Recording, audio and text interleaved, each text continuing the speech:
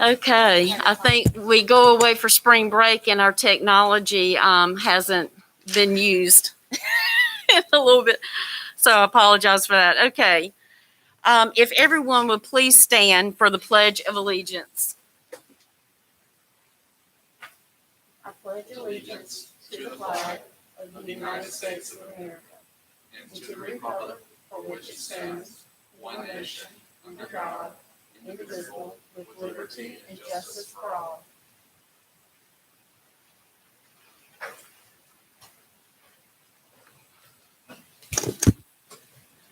And now we have the approval of the agenda. So moved. Second. All those in favor say aye. Aye. Aye. And now I will turn it over to Ms. Kathy Heintel for the John H. Crowder Service Award.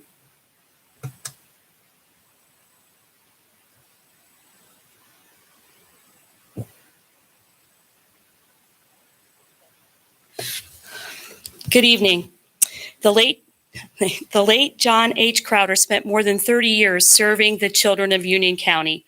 As a living tribute to him and his legacy, the Union County Board of Education awards the John H. Crowder Service Award every month to an outstanding high school student who is making a difference in their school and community. Students who receive this award are not only academically successful, but also have an established history of community service. Due to social distancing guidelines, we are sharing these awards virtually. The winners will be recognized through a special online tribute that will be posted on the UCPS website and social media pages. Tonight, we award the John H. Crowder Service Award for April to a Cuthbertson High School senior who goes above and beyond in the classroom and on the court. Will Hayward is a caring, personable, and responsible young man who serves as a leader within his school and community. A 4-year starter on the varsity basketball team, Will earned the respect and admiration of both his teammates and coaches. Off the court, Will is an exceptional student, achieving a grade point average of 4.35. He's a member of the National Honor Society, Beta Club, Fellowship of Christian Athletes, and has served on the Student Superintendent Advisory Council for the past 3 years. In the community, he has volunteered as a basketball coach, working with special needs children, and participated in the Special Olympics. He has also volunteered in the Operation Christmas Children Program and hurricane cleanup with the Mineral Springs Baptist Church. Will is described by others as a role model who is hardworking, independent, and responsible. After graduation, Will pursue his studies in business administration at the University of South Carolina.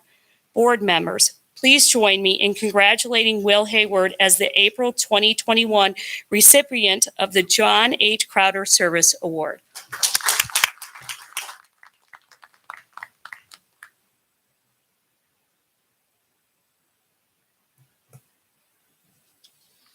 That brings us to public comments.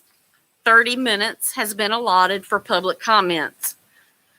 Community members wishing to speak during public comments should state their name, address, phone number prior to making further comments. The board will not hear in open session complaints about the performance of school personnel, personnel issues, or confidential student issues.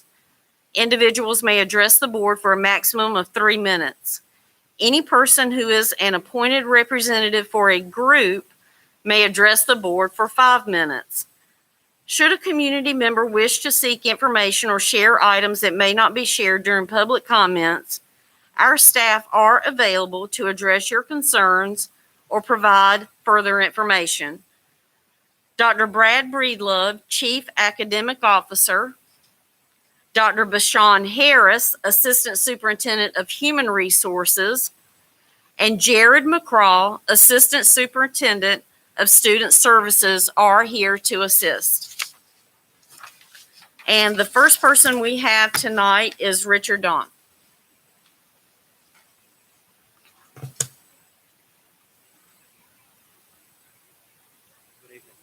Good evening. It's 413 Church Street in Waxhaw. First of all, thank you for all your service to this community and for putting our children first by opening our schools to in-person instruction for 5 days a week. As a parent of 2 boys in the UCPS schools, that leaves only one obstacle to the full restoration of healthy social interaction: masks. To those who support mask use, I understand why you feel that way. On a basic, logical level, it seems to make sense that a mask will offer some protection against the spread of harmful pathogens. You've been told by some journalists, doctors, and politicians that masks are essential. You want to protect your loved ones and care for your community. I get it. However, the desire to do good things must also be complemented by cold, hard facts. As the saying goes, the road to hell is paved with good intentions. There is great danger in implementing drastic changes that are not supported by rigorous science. We need to control for the human tendency to jump on the bandwagon and follow whatever the loudest voices advocate. And when it comes to masks, it is that tendency that the aforementioned journalists, doctors, and politicians are falling prey to. They point to weak evidence and say, follow the science, and ignore the world's top epidemiologists' opposition to universal masking. I know that many teachers are worried about their own risk if masks are discarded, but we know from the experience of local private schools that it is safe. In Sweden, a mask-free country that never closed its elementary or middle schools and only closed high schools briefly, the teachers and students have remained as healthy and safe as ever. The original justification for masks was because of the idea of asymptomatic spread. That has now been shown to be extremely rare. In 2020, we threw the normal pandemic plans out in a panic. The panic is evident in the fact that our health authorities have given ever-changing and extremely risk-averse advice.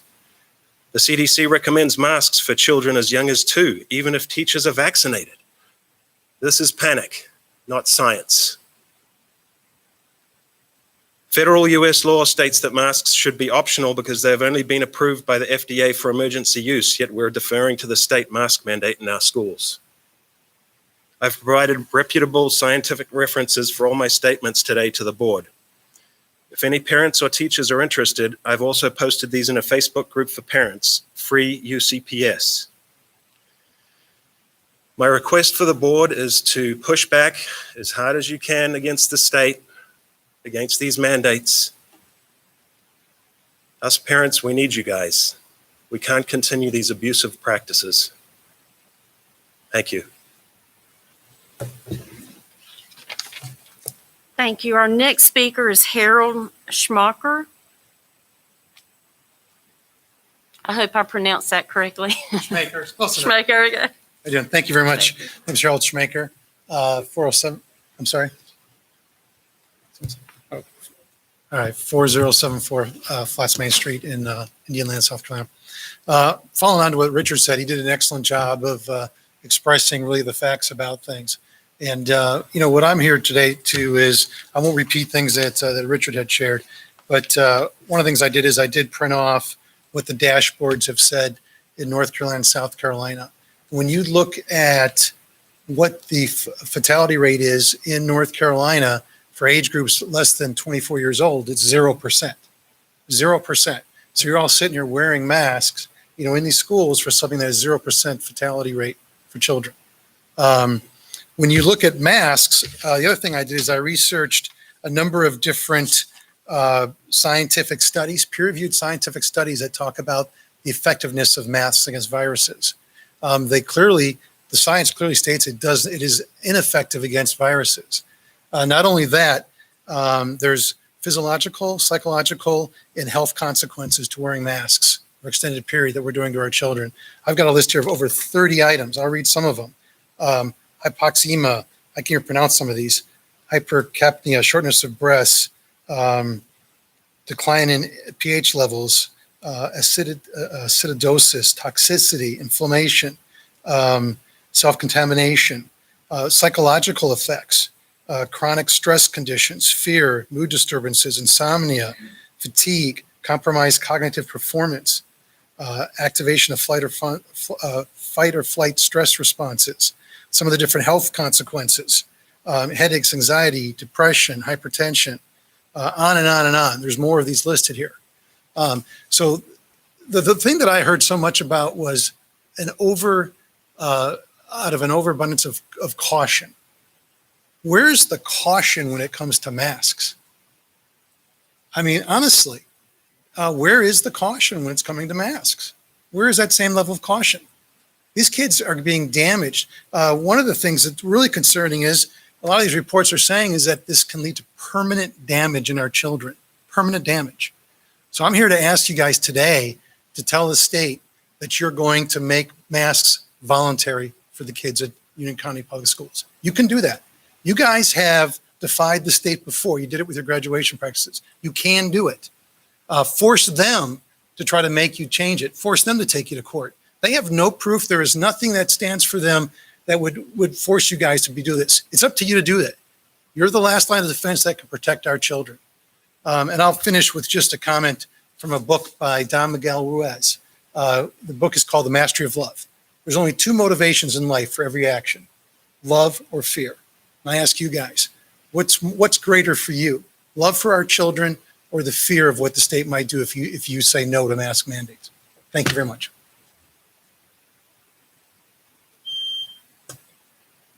Okay, and our final speaker tonight is Rhea Rohrabacher.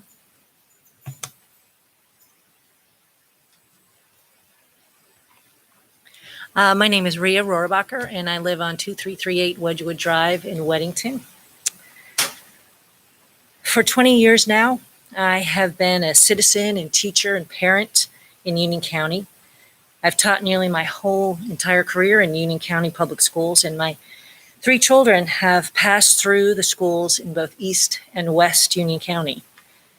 All 3 have received an excellent education here. But their experience does not represent all Union County Public School students' experiences. And for that reason, I am grateful that the board conceived of the Citizens Advisory Committee on Diversity. They'll be presenting later in the meeting. The forming of this committee is in line with Union County Public Schools' commitment to offering quality instruction for all children in order to prepare all students to succeed. We will hear some difficult truths today when the advisory committee shares their findings and recommendations, but I hope that we see this as an opportunity and that we lean in to these tough conversations that they've begun. We need to do this if we are to truly address the inequities and experience that they've uncovered.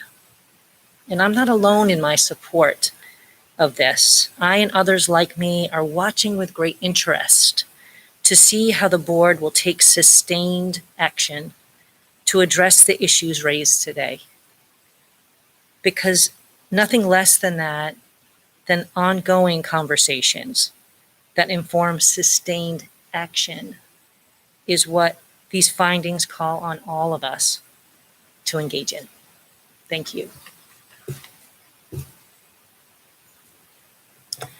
Thank you. That concludes public comments tonight, and that brings us to the approval of open session meeting minutes for March 2nd, March 15th, and March 18th. So moved.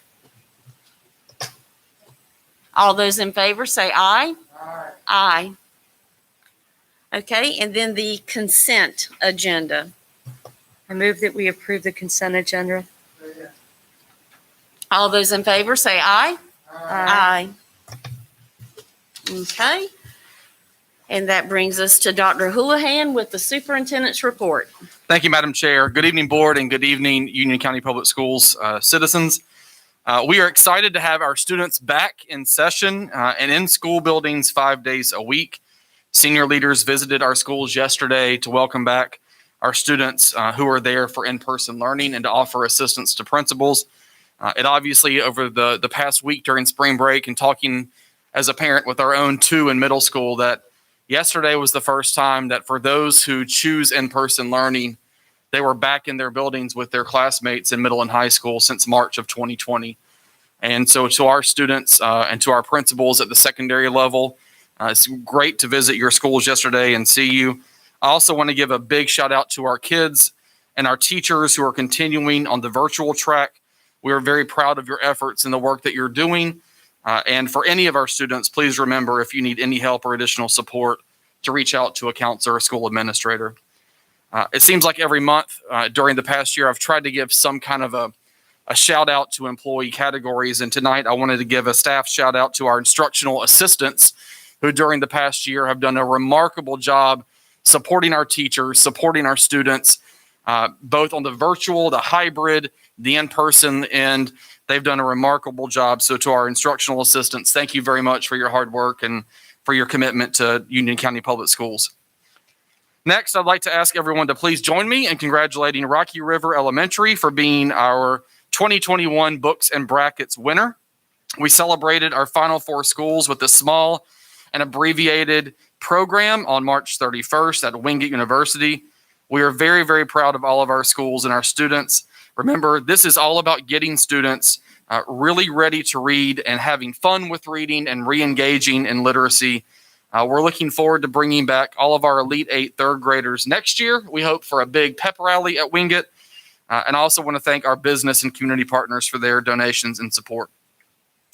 Next, April is always a month that brings a lot of celebrations for school and administrative support staff. During this month, we will celebrate assistant principals and school librarians or media coordinators. We want to say we appreciate you and value your work and leadership. In addition, we want to recognize a group from Team UCPS that is usually behind the scenes, but works hard with us every day to keep us on track. April 21st is Administrative Professionals Day. So I want to say a big thank you and shout out to our fantastic employees. Next, we want an exciting announcement. We are thrilled to say that the UCPS mobile book bus is going to be back on the road in action this summer. With safety in mind, the bus will visit communities around the county to provide students with books for summer reading for free. I want to thank our partner Promising Pages for helping with the book collection and sanitizing process. So stay tuned. Our book drives will begin soon, and we will announce dates for drop-offs and locations by next week. And finally, we have more state champions in high school athletics. Congratulations to the following teams who have won state titles. Girls cross country, Cuthbertson High School. Boys basketball, Weddington High School. Boys lacrosse, Marvin Ridge High School. And boys soccer, Weddington High School. We are also beginning the state championship run in football. So shout out to Monroe High School and to Weddington, who are our two high schools that are on the playoff bound. And we look forward to supporting you this weekend. Board members, this concludes my report. Thank you. Thank you, Dr. Houlihan. Now we will have the Citizens Advisory Committee on Diversity, their final report.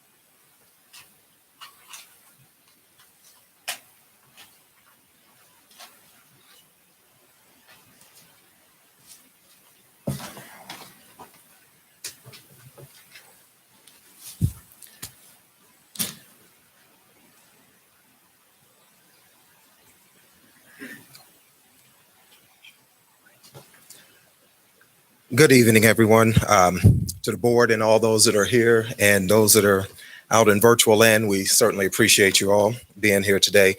Just a quick disclaimer, this committee asked that this platform tonight be used to provide information pertaining to the recommendations offered by this committee.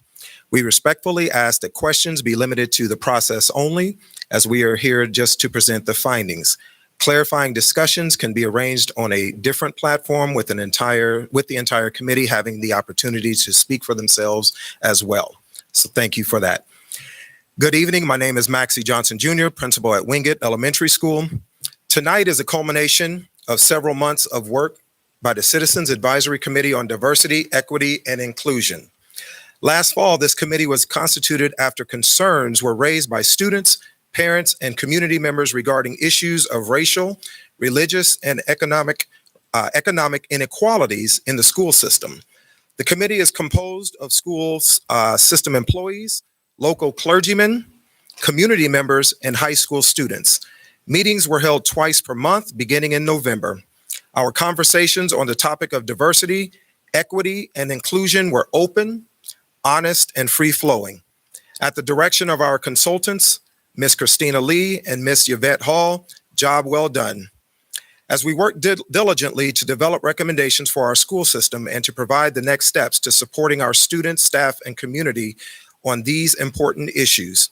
This was very much a team effort, and tonight you will hear from several speakers on 4 central themes. The first theme will be student experience. Number 2 will be diversity, equity, inclusion for staffing, hiring, and training. Number 3 will be policy changes, and 4 will be resource distribution.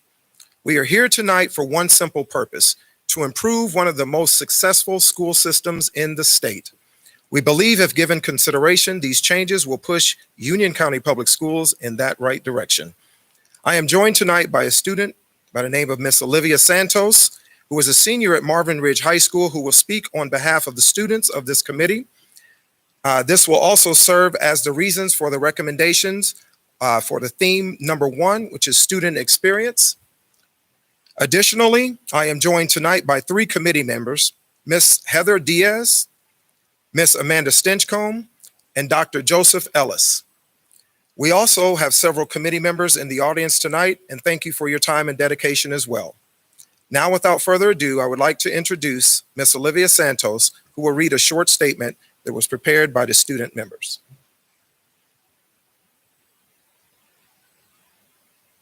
Hi, everyone. On behalf of the students on the Diversity Committee, we are so grateful to have the chance to share our stories with you all. Considering the time restraints, we aren't able to dive into individual experiences, so we have prepared a collective statement. Throughout our initial meetings to get to know one another, we shared stories about our past and came to the realization that the main issue within our community is microaggressions. For those of you who don't know what that means, microaggressions are indirect or unintentionally harmful remarks or acts against marginalized groups. These can be in the form of jokes that come from a lack of education, which takes us to our next point. We feel that by educating students and teachers on unfamiliar cultures and backgrounds, we would be able to prevent these microaggressions from happening in the first place, which then reduces the need for punishment. The lack of education and familiarity with different backgrounds stems from a place of ignorance, which we feel could be corrected by introducing and informing students from an educational standpoint at an elementary level and graduating more intelligent and well-rounded citizens. We thank you for your time and hope you consider our suggestions.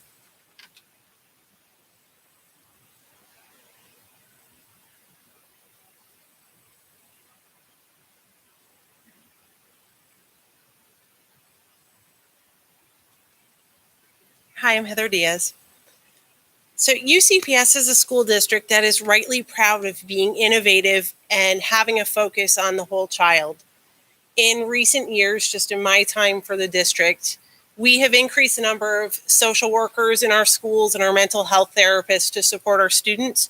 We procured the EPIC and Legend grants to give us additional means to improve outcomes for our students.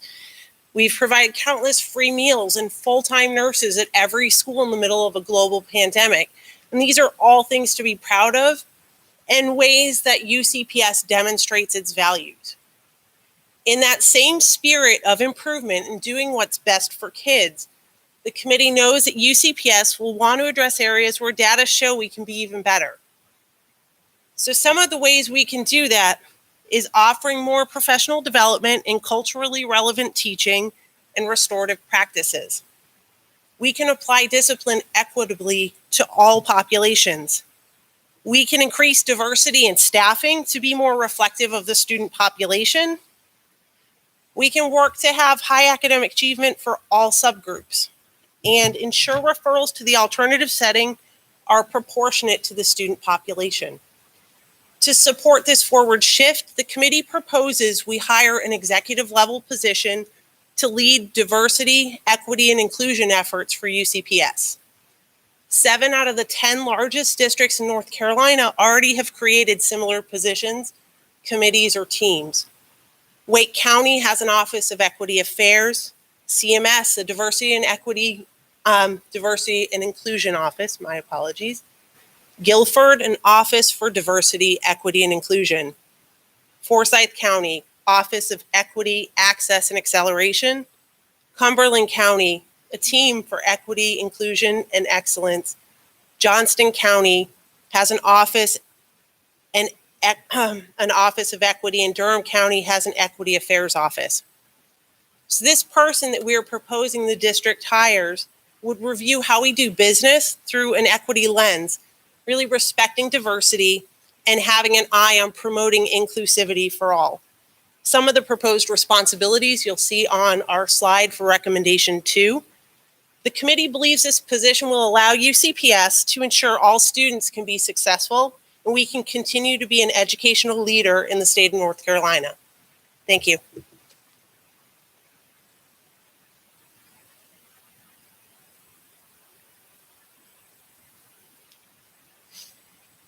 Good evening. We want to thank the board for convening this committee as an important step that demonstrates that in Union County Public Schools, we take every opportunity to reflect on our practice seriously to continuously improve. Our district's strategic plan is a bold and future-focused outline of what we aspire to achieve as a district. I've seen firsthand how it helps to guide and direct employees across this very large organization as people align their actions and choices to what's encoded in the strategic plan. The committee believes that it's the right time to explicitly outline goals and actions that promote diversity, equity, and inclusion across our district. When our senior leaders get clear about our district's values as they relate to DEI and codify them in our strategic plan, it creates a level of clarity that folks at all levels of this organization can align their actions and choices to. Heather talked a moment ago about a DEI professional who could support the district in refining our systems and ensure that employees have the necessary tools to meet the needs of a diverse community at this moment. That professional could play a key role.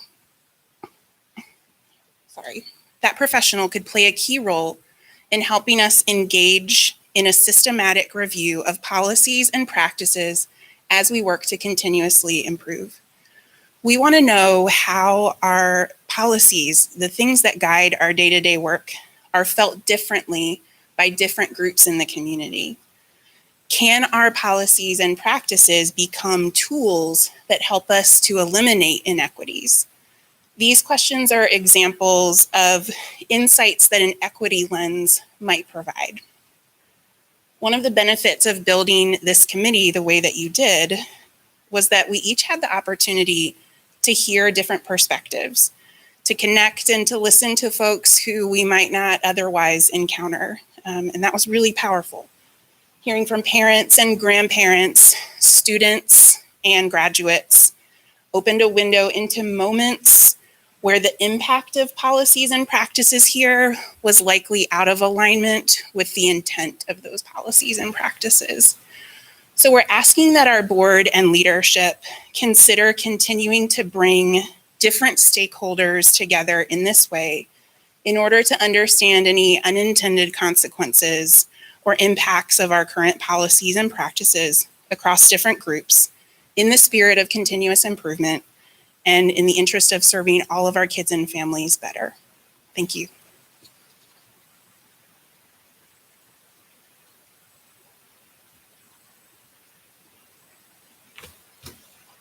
Thank you, Amanda, and thank you, board, for the opportunity to speak tonight.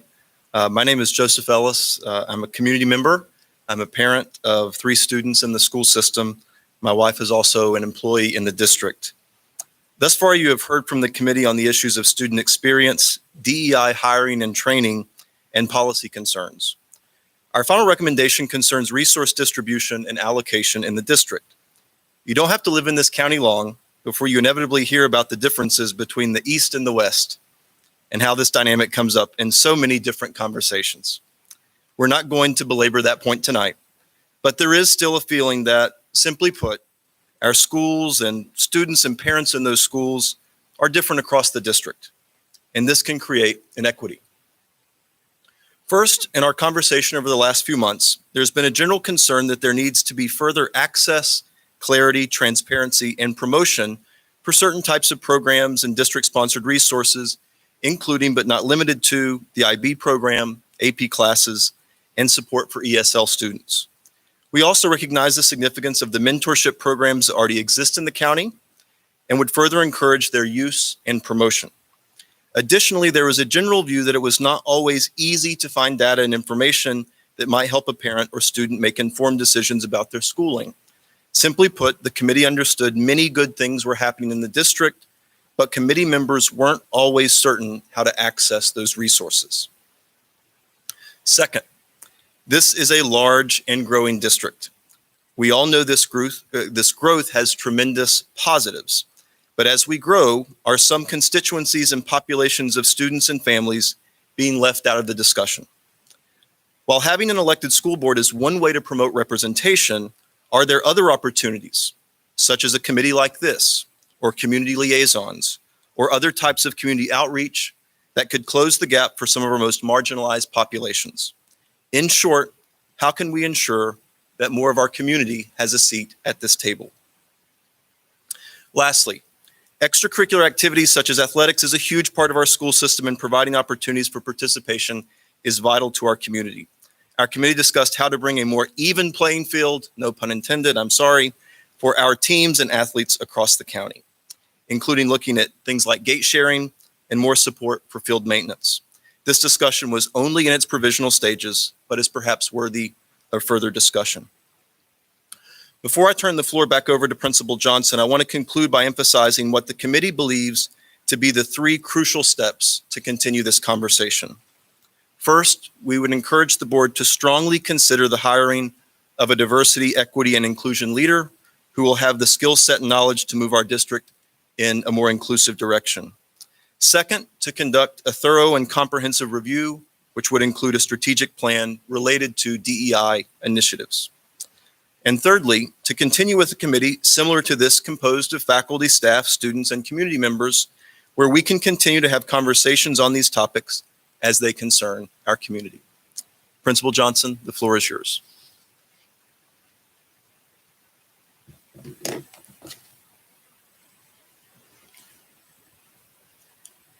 In conclusion, I would guess that most of us on this committee and even in this room have made a choice to live in this county, to send our children to these schools, or to continue to work in the system, and we do so because we believe in this community. We also believe in this wonderful school system. But that does not mean that the school system is perfect, or any system is perfect for that fact. But tonight's presentation sought to highlight four major issues as it relates to diversity, equity, and inclusion, and to get a little closer, if there is such a thing, to perfection. One, we talked about the student experience. Two, we delved into diversity, equity, and inclusion in staffing, hiring, and training. Number three, policy changes. And number four, resource distribution. If you would allow, I would like to close with a bit of a thought experiment. We'll play the game, Have You Ever? Have you ever been anywhere where you didn't feel quite comfortable? Have you ever looked a bit different from those around you? Have you ever had beliefs that ran counter to the majority? And have you ever truly felt like you were in the minority, however we might define that?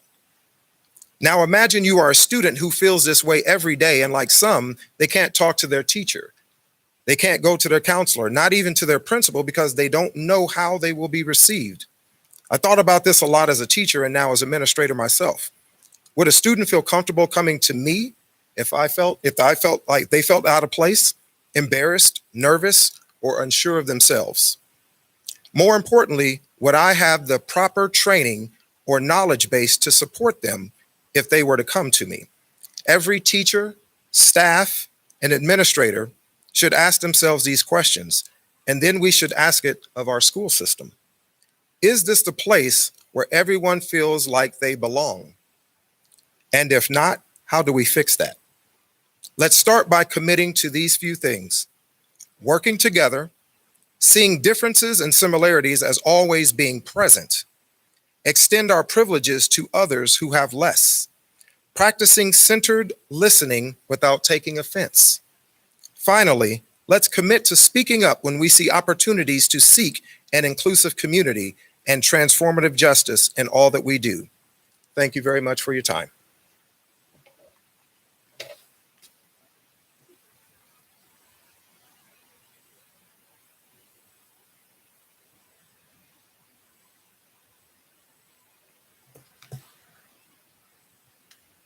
So I think there is some concern. Board members are not allowed to ask questions, or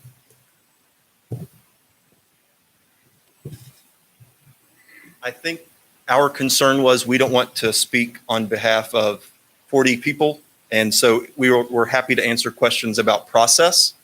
But if there's particulars about a particular recommendation and why that recommendation and why highlighting that, that's an area where we don't want to speak as individuals on the behalf of 40 people. Did the committee elect you as their spokesperson tonight, to speak tonight? The way the process operated is the initial selection of the speakers started with the consultants. And then from there,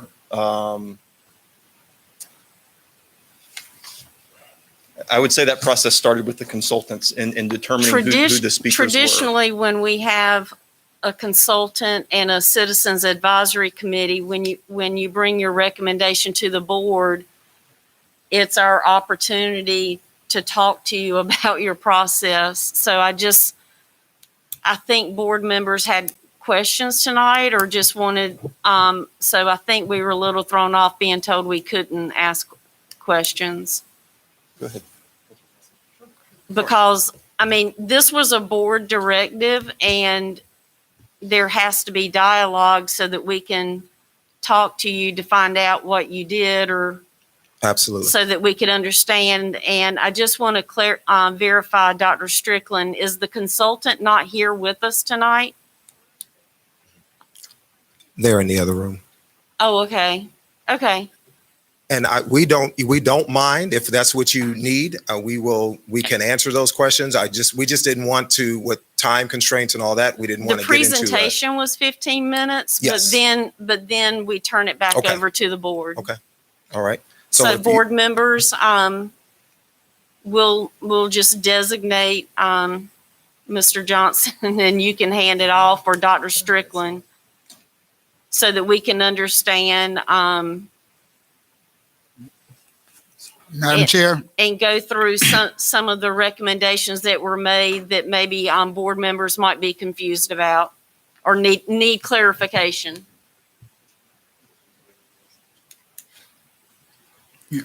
Madam Chair, Yes. I don't think there's all the ones that spoke tonight. Mm-hmm. All right, should have come prepared to answer questions tonight. And so, I don't think there should be a designation on someone being designated, but all those that spoke tonight, they prepared themselves to should have come prepared to provide analysis and feedback. So as the chair has indicated, so that there is direct dialogue under the guidance of us commissioning this advisory committee. So that statement immediately was not one that we prepared to hear or needed to be said, because you did great work. You did work, and we want to be able to quiz you and question you on that work. So I hope the speakers that are here that presented just stand ready to answer questions tonight. And then we can have a free flow discussion, because that's going to help us when we take this and begin to dissect it, to look at it, to see what would fit here at Team UCPS. So I hope you all can assay any fears. These will be good questions. There'll be probing questions, and we'll just want to get inside, because when we look at this sheet, we see words. We want to be able to, provide an opportunity to know what's going on with what you all have done. Okay? We have another one of our members. Good. Good evening now, board members. Take this off. Thank you for the opportunity to be a part of this committee. The work that has been done will be transforming once embraced. As it has already been stated, we have approached all of our work as a collective. This is not an individual effort. We felt united that if we spoke as individuals, that it would compromise the process and the integrity of our work. We've been very intentional in reaching out to find out how this process would evolve. I've spoken as Kimberly, but I've not spoken as a member of this committee, and that's important to the work that we have done. While we could probably answer questions, that's not what we decided to do as a group. So as a group, that would not be fair to put us on the spot tonight and not give us specific information about what you expected of us, not individually, but collectively in this setting. We don't want you to amend your processes, and we don't want to waste your time. But this work is too important to not be on the same page as we move forward. So I would say, as we discussed as a group, that we would not get into answering questions, that we would talk about the process. I would ask that you please honor that.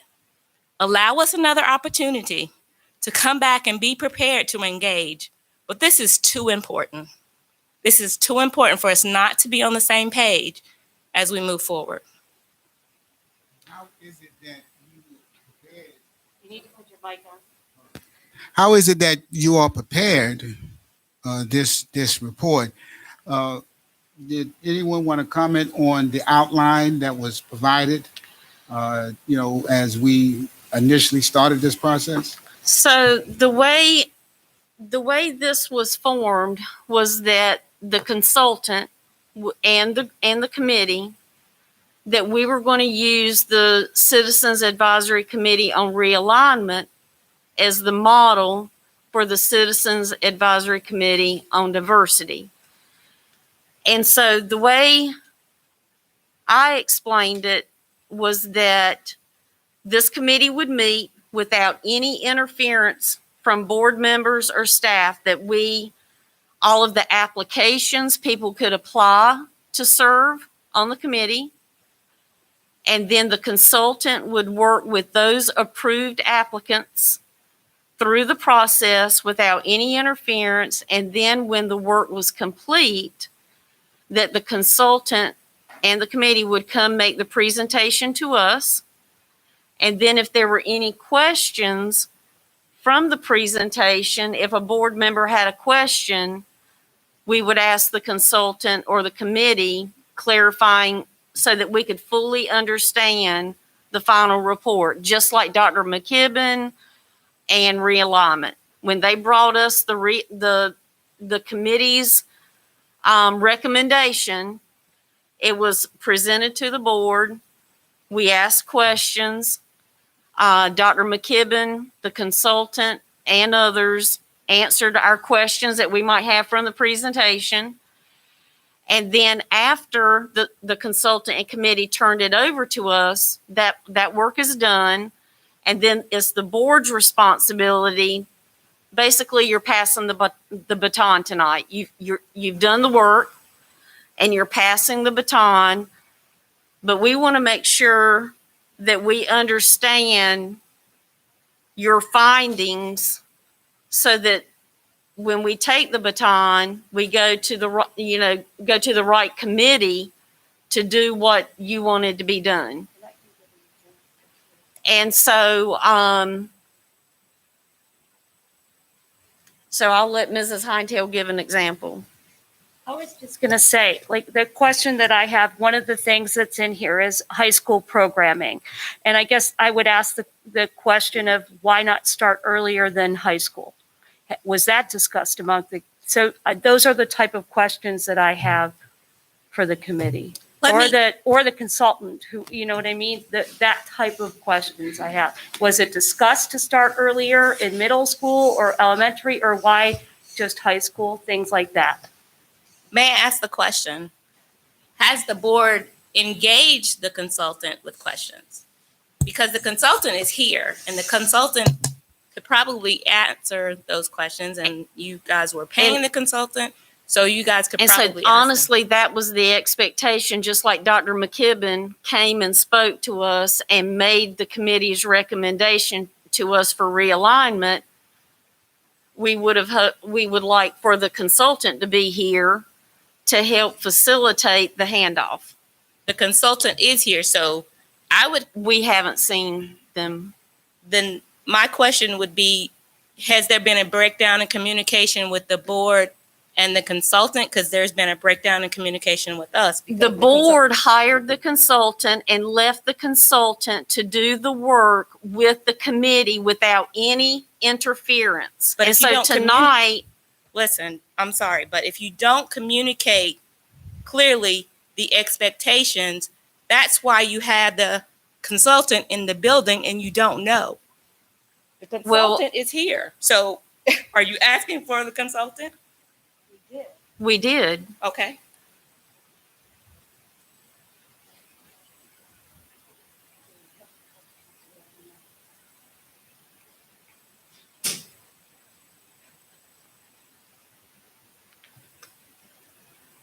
Wonderful to see you. We did not know you were here. Good evening. Yes, I am here.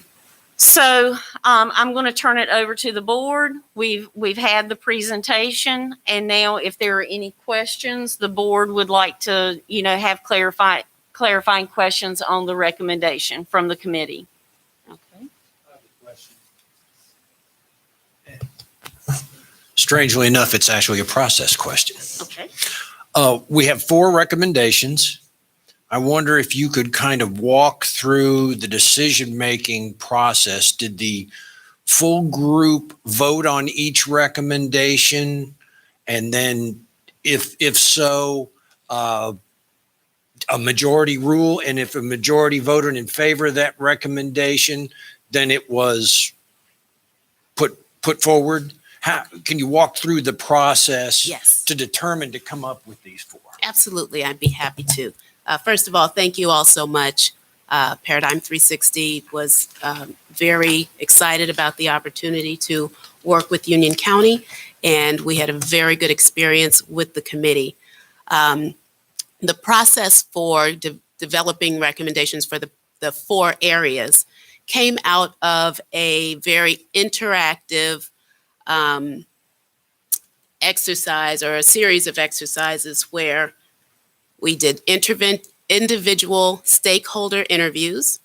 We also did several focus groups, both with the folks from the committee, the community, representatives from the employees who were on the team, as well as the students. And then we did a series of focus groups. And in those focus groups, the committee members were able to express all of the concerns. We then took the concerns and we grouped them based on what they had in common. And we happened to come out with 4 to 5 areas. At the end of the day, as we continue to work through that information, those 4 to 5 areas, one of those folded into the other area, and that's how the 4 areas came to be. And we do have that. It's a software called Mural. So we do have some of that information if that's of interest at any point. Would it be fair to say that not all members of the committee, in other words, not all the recommendations were unanimous? There were some. I don't think it would be fair to say that. I think we had a Each one of the recommendations under the 4 items you feel were unanimous? I do. Support from the committee? Okay. I do. Thank you. And Gary, I just want to clarify, are you talking about the 4 recommended areas, or at the end of the presentation, or are you referring to the 3 recommended steps? The recommended steps. Okay, so the three recommendations. Mm-hmm. Okay. And I will say those 3 recommendations took into consideration that Rome wasn't built in a day. So we didn't want to come forward, or the committee didn't want to come forward with so many recommendations at once that it would be overwhelming and not really feasible. And if at any point any of the committee members would like to chime in, please feel free. That's okay. Thank you for taking on the task. As I read this, and I read every word, I came down to, I got some other questions, but I want to start with this so I don't make sure I don't forget. The whole child focus. Okay. When I read that, it caused me to wonder that did the committee feel as though that the school system was not concerned with the whole child? Can you kind of talk to me about that whole child? I believe it's on page 8 of the final report there, under the high accountability for administrators, faculty, and staff.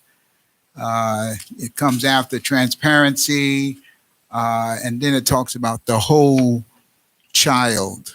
I was intrigued by that process as a parent that has graduated 4 children from Union County Public Schools. I can assure anyone listening that all 4 of my children were wholly taught and all graduated. So help me with that piece. I'd like to know more about that. Sure, if you could go back to. So the first thing I want you to understand, Mr. Benson, Dr. Benson, is that statement is not an indictment that suggests that that is not happening now. When we talked about the whole child focus, we were really referring to ensuring that from K to 12, there was an emphasis on social emotional learning from a lens of equity. So for example, kindergartners are probably okay, kindergarten, first, second grade, but at some point, children start to notice their differences between us, right? And so part of what we were saying was, as we look at that whole child, and I think Principal Johnson did a good job of that question, have you ever? For those children who may have struggles with fitting in, they may feel like they are not able to go to their teachers for an understanding ear, that whole child focus puts that social emotional learning piece into play. And again, that doesn't suggest that there's none now. It's just suggesting that there could be additional resources in that area. What resources could be brought to that you and the committee felt were not in place at this time? Because I'm the oldest child of a single mom who had 3 children out of wedlock before she married the greatest man on the planet, who became my dad. As the former candidate for president, Senator Kamala Harris, said in that first debate, I believe it was, that she was that little girl, while I was that little boy that grew up in Brownsville in East New York, Brooklyn. with a single mom, learning how to do laundry at 6 years old. But my mother never talked to me or talked to us about, we live our life based on the color of our skin. She always talked about learning to read, to write. And though she didn't have a high school diploma, she taught us what she knew. She put us, and she made sure we learned our lessons. And so we came up out of that Brownsville in East New York, Brooklyn, all of her children graduating. And so what is it that this system here at Team UCPS could be provided as an enhancer for the whole child process? Because I think no matter what else is in here, when I read that piece, I'm thinking if we can nail that, then we can pretty much provide guidance to other aspects of the findings that you all came with. So what is it that the committee felt, and committee members can chime in on this as well, that there would be nuggets of wisdom, nuggets of understanding that could bring about these types of changes that you seek? That's a great question. So my question to you, when you told your story about being the oldest and all of that, there are things that come with that. There are experiences that come with that your younger siblings don't get.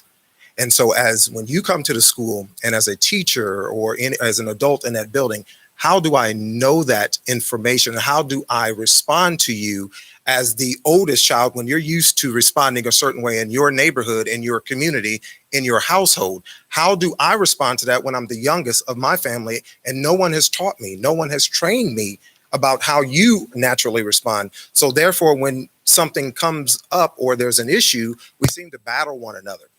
And so what we're saying is that as the whole child, everybody is not prepared to be able to deal with that. We have teachers coming in that are brand new. We have administrators. We have social workers. We have a lot of folks. Some have training, some don't. But we don't have that tool in our toolbox as a whole.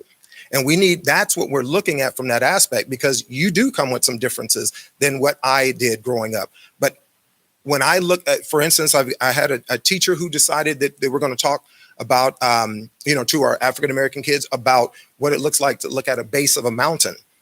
But what she failed to realize that those students have never been to a mountain. A lot of them haven't even been down to Charlotte. And so those are those little things. How do you recognize that? And it's not in some communities, their parents are not going to always come out and quote unquote air their dirty laundry or whatever it may be. So we have to dig in, we have to find, along with everything else that we have to do in that school. So we need to be equipped, and that's what we're looking for. All those other things that create and make that entire child, are we equipped to do that? Are we getting the SEL part of it? Absolutely. And I think they've done a wonderful job here in the district, but there are still other parts that we are missing. And one of them is, how do I handle a oldest child compared to a younger child? That's a little question right there. So those are some of the things. And like she said, it's not a point that we're not doing things. I think those little things like that will enhance us. But if we asked our teachers, are you equipped to handle these students in that manner when they come into your classroom mid-year or whenever? I can't say that we are. Let me ask you this. Would it take to fulfill that desire? Would it take diversity, equity, or inclusion to fix that? Or would it simply take preparing the teachers, the staff to fix that, to be made aware of those items of concern? Well, if we go back to where this originally started with our students and all the social media outlets that they were speaking out on in that platform, it doesn't sound like it's just a teacher thing where we can just, teach our teachers. It's a community.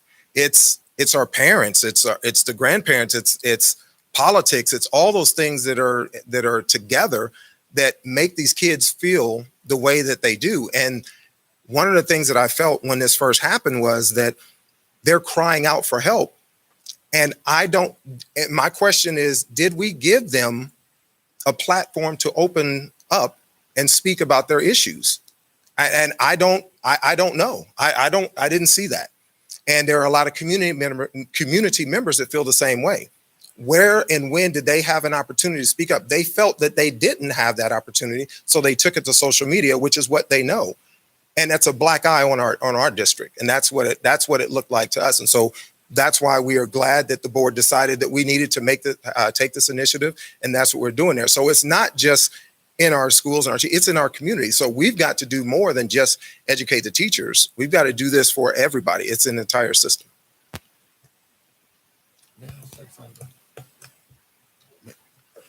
First of all, I want to say the report, I believe, is very accurate, and I commend you guys for your work. Being a product of Union County, as well as working as an educator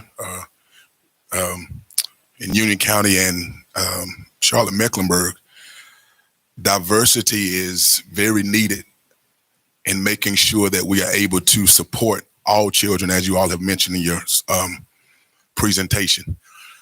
I don't think it should be challenging for us to embrace this, honestly, because the world is changing.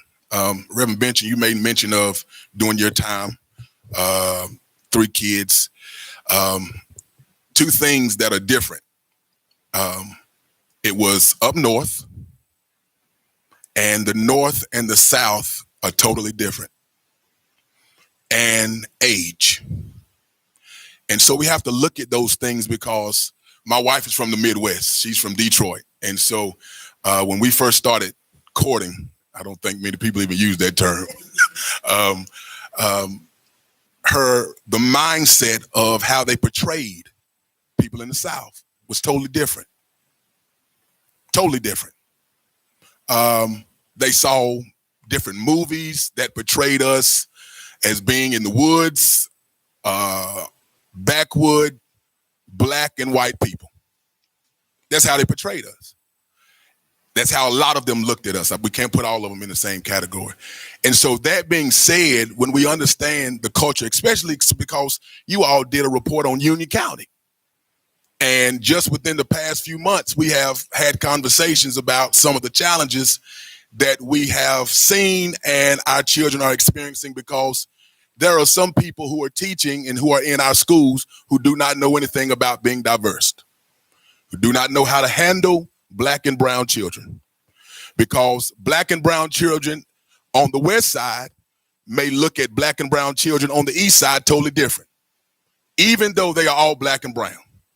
And so at the end of the day, when we talk about diversity, it may seem as though this is a lot, or some of it may not make sense, but being an educator and having godchildren who went through this school system, there are some things that we are missing. Are we missing everything? No, we are not. All right.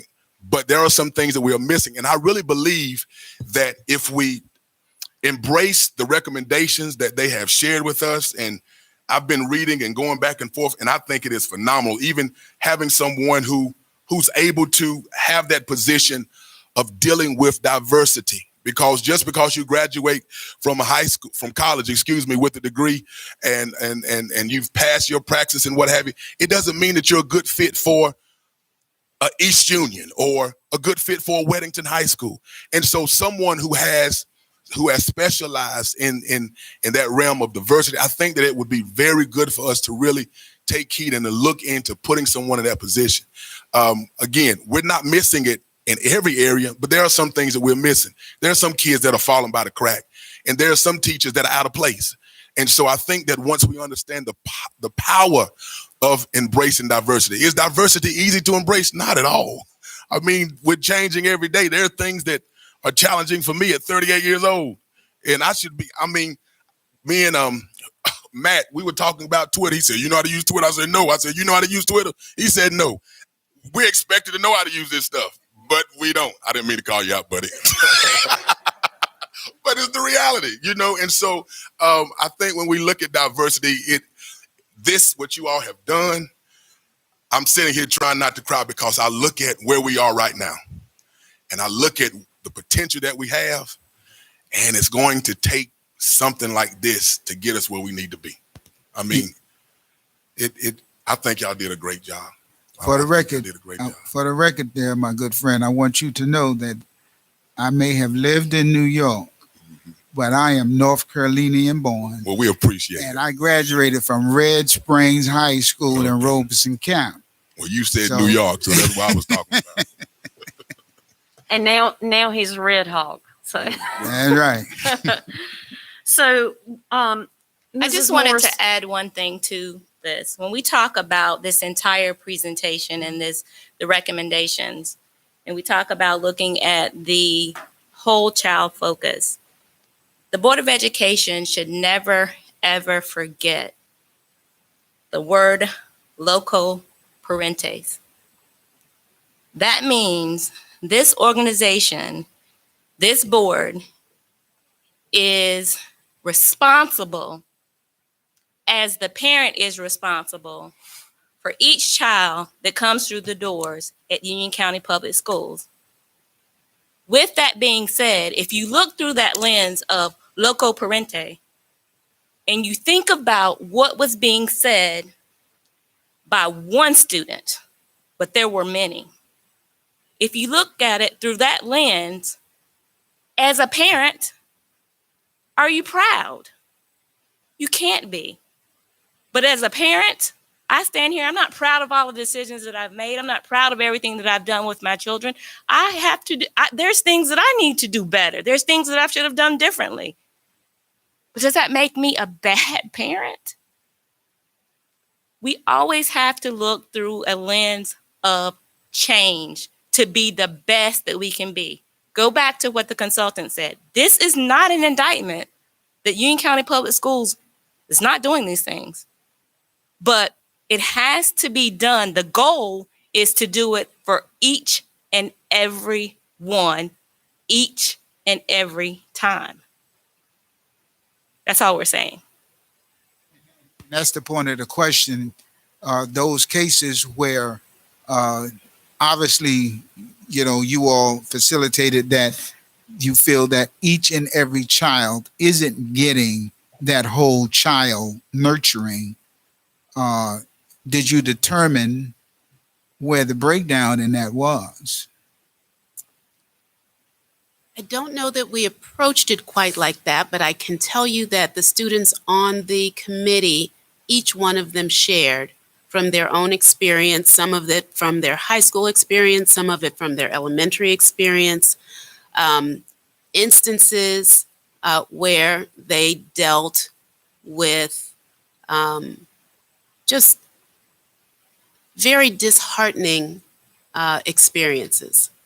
And we didn't have a chance to go into a lot of examples. I don't know if Olivia is still here and would like to. Okay. Would that be okay? Absolutely. All right. Madam Chair, as she's coming, I have a question. Is it possible that, I'm not sure if this was proposed to us to do it, if we could have a meeting with the committee, just us and the committee with all of them, and to hear from all of them and what have you, so that, because some of them are outside and what have you, some of them are in here, is that possible that we could have that opportunity to meet with all of them and to hear from them, and they share with us and we dialogue with them? That's really what tonight was all about. Well, all of them can't fit in here, so.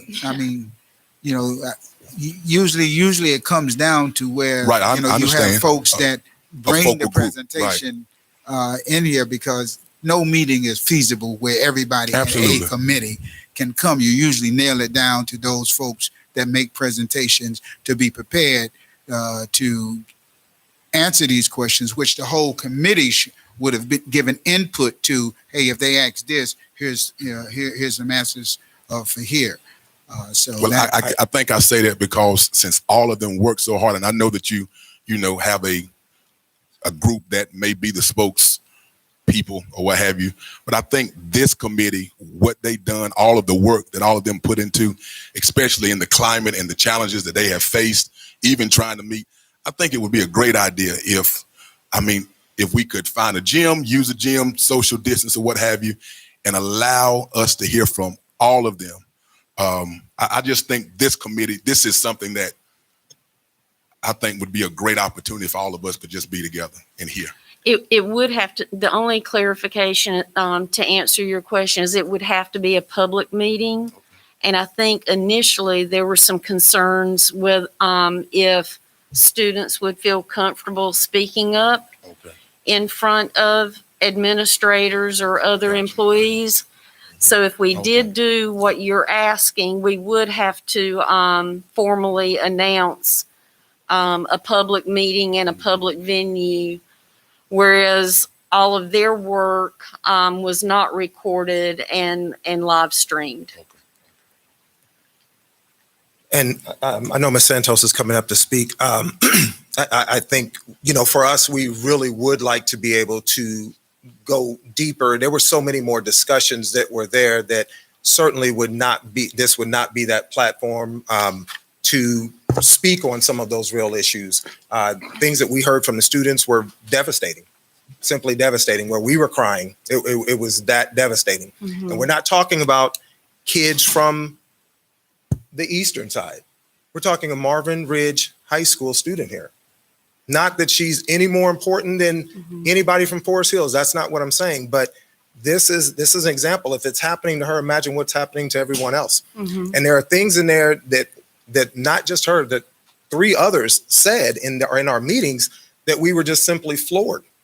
And we cannot and will not divulge that kind of information in a public setting. And so that's kind of part of that. But I want to go back to a question. I believe, I'm not sure. I just want to clarify, I wasn't asking No. for it to be, I just wanted to caution him. Gotcha. To let him know that if we did do that, we would have to, because we are elected officials, we would be required to call an open meeting. Gotcha. One last point, and then I'll turn it over to Ms. Santos. Earlier, we talked about, something that we can do at the elementary level. That question was brought up. Even though that was not one of our focal points, whatever, we just had discussions again yesterday as we were going over this, reviewing and preparing. Union County Public Schools right now is in the process or rewriting some curriculum, specifically, I believe, for social studies and all of that. That is a prime place to implement some of the history that we have. We've got local history that is huge in here. And one of our wonderful presenters can speak a lot about that. But we also have Black history. You have that's just relegated to February. Why not embed that now? Since we have the chance, we're rewriting it. Let's get it right. Let's make sure that we're embedding that now. We have women's history that's always in March. Let's embed that now and throughout, so we don't have to be relegated to it 1 month or just, it's Black History time. Because believe me, when we put that out there, when we talk about that in schools, we hear from parents. We do. Because yes, we are in the South. There's some things, you're absolutely right. And we do hear those as administrators, as teachers. And so we are gun shy about going out and doing certain things. So that would be a good little spot to really think about that. Just a thought on that. Ms. Santos? Okay, so as I said earlier, we did have sort of a show and tell kind of session. We each shared our own personal experience. And I wanted to share with you a story that I heard from one of my really close friends. So I believe it was freshman year, she was in her history class, and they were starting their religion unit. And they were starting their religion unit on Hindus. And she was the only Hindu girl in the class. And her teacher started off the presentation saying, all Hindus drink cow pee. That was how he started the unit. Yeah. So she felt that it was her responsibility, as that being part of her culture, to correct him. She said, no, that's not true. Like, why would you say that? He sent her to the principal's office for being disrespectful. So she got to the principal's office. They had a conversation about why she called him out, I guess. And he was actually brought up to the front office. And when he asked why he said that, he said to make the class more interesting, to get people engaged.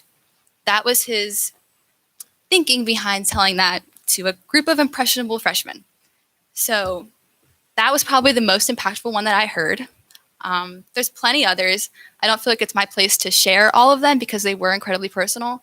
But I do know the other committee members that were students would be more than happy to share them with you in their own time. But yeah,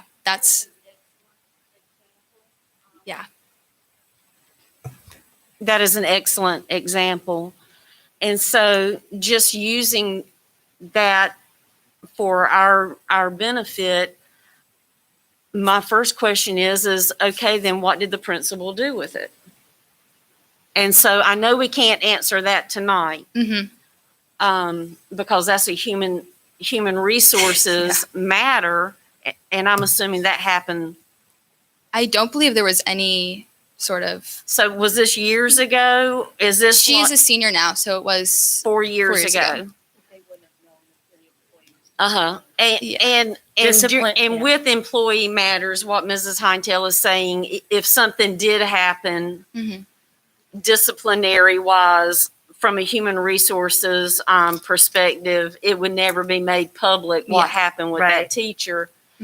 But I would hope that that student would go home and tell their parents. Yeah. The parents would be in contact with the principal, and then the principal would be held accountable to follow the human resources. You know, Dr. Harris is in the back of the room. So with our human resources, you know, the proper procedure, you know, I would hope that the parents, the student, and everyone would follow the chain of command to get this addressed. I'm not entirely sure how it panned out, but from what I've heard, there was no. We appreciate you. Yeah, giving that was us a great example. I do have not real questions. I think that I'm sorry. Can I just address that? Yes. What we do know is that while the parent may have gotten involved and there may have been some disciplinary action, the problem, I think, is that the student, there was nothing that was ever said in the classroom to address the issue. And so you still have all these freshmen who think that that's true. And so that's the caveat. While there's the HR So again, component. the principal should have, I mean, in the perfect world, in the perfect scenario, the principal would have to go to that classroom and, you know, there would have to be standard operating procedures to have that corrected in the classroom by the school leadership, human resources, so that those students would know that that teacher's being held accountable for making his topic more interesting, and that was inappropriate. And quite frankly, in my household, Kimberly mentioned earlier, you know, as a parent, you know, I make mistakes. And so if I expect my child to make an apology when they make a mistake, then as a parent, I've always apologized when I've made a mistake. And I think, you know, in this example, the teacher would have to apologize to their class for, you know, planting that seed and making such a false accusation. So it's a great example, but I sure would hope that the principal would use their resources with the director of, the directors of middle school, high school, elementary schools would work with Dr. Harris and Dr. Breedlove and Dr. Houlihan to show that classroom the example of, okay, this was false, and we're going to take it from here. Madam Chair. Yep. So thank you for that. Yes, thank you. One of the things that Reverend Benson brought up was questions about to give us a little more information. I'm a former lawyer, so I like to get more information. So when he brought up the whole child focus, his question was, what else can we do? And you gave a great example of what we could do.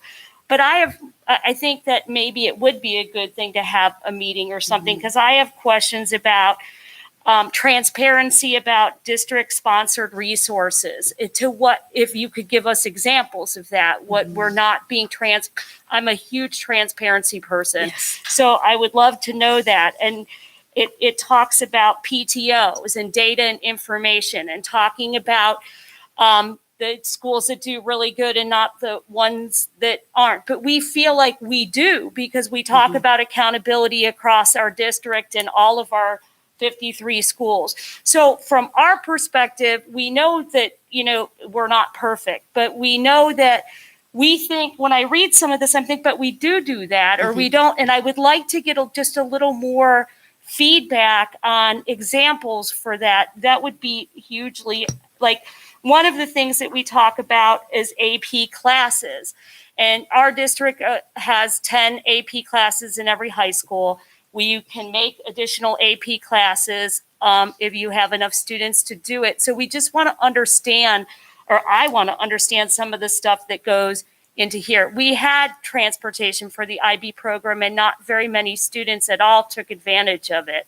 So it would be great to have a discussion about some of these things that I would like to understand some more. Does that make any sense? So what I'm hearing is that a lot of the concerns that were listed in this report, which wasn't presented tonight, the consultant's report, when we went through it, we were a little concerned because a lot of the things that were listed in here were already being done. So maybe we need to sit down and just go through this with you, because maybe we're not reading it the way you heard it right from the panel. Right. And the other thing was the Board of Education. The Board of and I guess that was something that I went, I wonder what they mean by that, because we're elected in districts and at large. So I didn't know where you all were going with the Board of Education. Yes, so there were, I do think another conversation would be fantastic. Some of the information that you have in that report especially is verbatim and anecdotal. And so I think that while it may be that this set of schools, that's not the case, but this set it is, some of that may be communication, which would lend itself to the idea of transparency, right? We heard cases. I view communication and transparency a little bit differently, right? I want to understand where we can do better with transparency if people believe that we're not being transparent about what's going on in the district, about data and things like that. And then it can be communicated. So they're a little bit, So as an example of transparency, when I was elected to the board in 2014, all of our meetings were not live streamed. Our board meeting was, but none of our committee meetings were live streamed.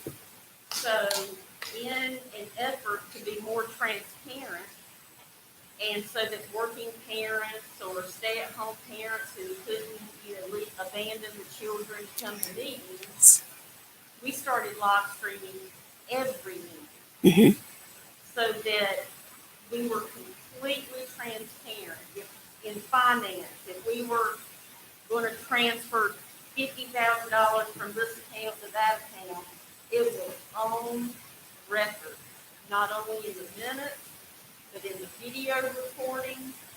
Who made the motion? Who made the second? And who and what the vote was. Understood. So I will say that a lot of the things in here, so I don't know if Dr. Strickland was able to participate with the committee or not, but a lot of the things that are in here, when I read, I was like, oh, we're already doing that. But maybe it's a lack of communication that the employees or the students don't know that we have it. Right. Yeah. There were many areas where, again, it's not that there's no transparency. It was specific questions, specific instances, and probably a couple of the committee members can share if we have time tonight or if you want another conversation about parents who really had to jump through several hoops to get their children into particular programs, whereas the availability and the information was more available to other parents. So there were things like that. I can't tell you, every single thing Right. verbatim right Yeah. now. But I do think it would be worth another conversation. I don't really know what would. that looks like.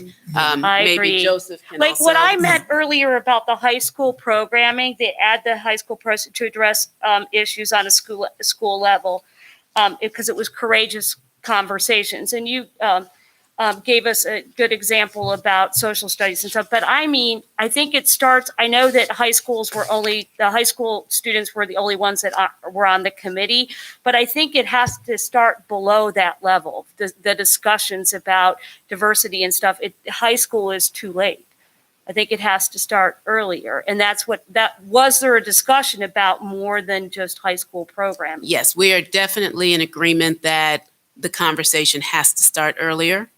So I don't know where that was, that it looked like it was just high school, but definitely the conversation was intended to be around Yeah, Madam Chair. all students. I don't want to get too far away. The student, her name again? Olivia. Olivia.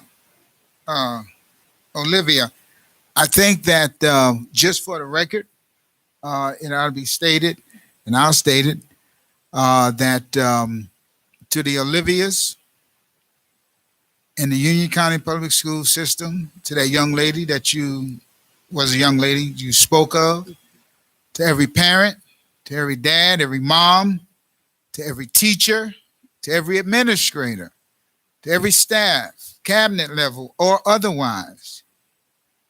Hearing what we heard tonight from Olivia, the totality of Team UCPS needs to know that if you ever find yourself in a situation where you feel compromised, where you feel belittled, you need to speak up. Because as you see tonight, that you have a very interactive board that wants to know, so that we can get to the root of these concerns. And so, I know I, as an individual board member, and the other board members can speak for themselves, I want to know. I don't care if you stub your toe and you feel as though it happened because of hate or anger or any of those things.